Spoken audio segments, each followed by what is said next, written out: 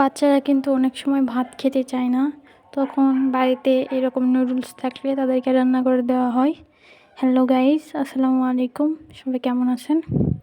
আমার ভিডিওগুলো ভালো লাগলে আমাকে একটা ফলো দিবেন, আর ইউটিউব থেকে দেখলে সাবস্ক্রাইব করবেন।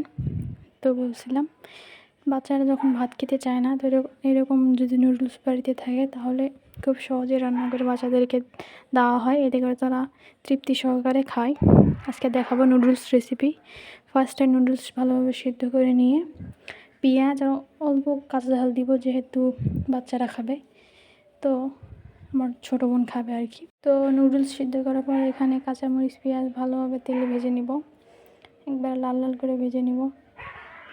এদিকে ভাজতে থাকবো আর এদিকে নুডলস সিদ্ধ করে রাখছি, ছেঁকে নিয়েছি, ঠান্ডা পানি দিয়ে ধুয়েও নিয়েছি। এখানে পরিমাণ মতো হলুদ গুঁড়ো দিব, সামান্য নুন দিব, আর নুডলসের ভিতরে যে মশলাটা থাকে ওইটা আমি পরে তেলানিতে দিয়ে দিব। এই তো আমি এক এক করে সব দিয়ে দিচ্ছি।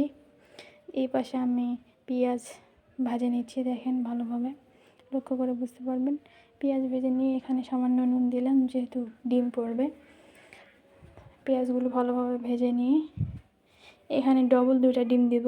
যে ডিম যদি বেশি করে দেওয়া যায় তাহলে খেতে অনেক মজা লাগে, সেজন্য ডবল ডিম দিয়ে আমি আজকে নুডলস রান্না করব। কিছু মনে করবেন না গাইস, আমার হাত থেকে ডিমটা পড়ে গিয়েছিলো, যেহেতু এক হাত দিয়ে আমি কাজ করতেছিলাম।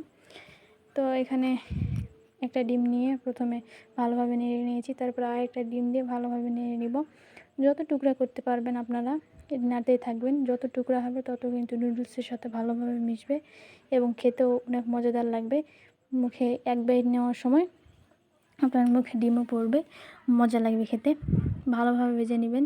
নেওয়ার পর এই পর্যায়ে আমি নুন হলুদ দিয়ে নিয়েছিলাম, সেই নুডলসটা দিয়ে নেব। দিয়ে নেওয়ার পর মিক্স করে নেব। মিক্স করে নিয়ে ভালোভাবে মিক্স করবেন, আর আলতো হাতে মিক্স করবেন, আর জালটা লো আঁচে দেওয়ার চেষ্টা করবেন। এটা মিক্স করা শেষ। এখন নুডলসের ভেতরের মশলাটা দিয়ে দিলাম। দিয়ে দেওয়ার পর হালকা আঁচে ভেজে নিয়ে কিছুক্ষণ ভেজে নিয়ে রেডি হয়ে গেল আমাদের চাউমিন বা নুডলস রেসিপি।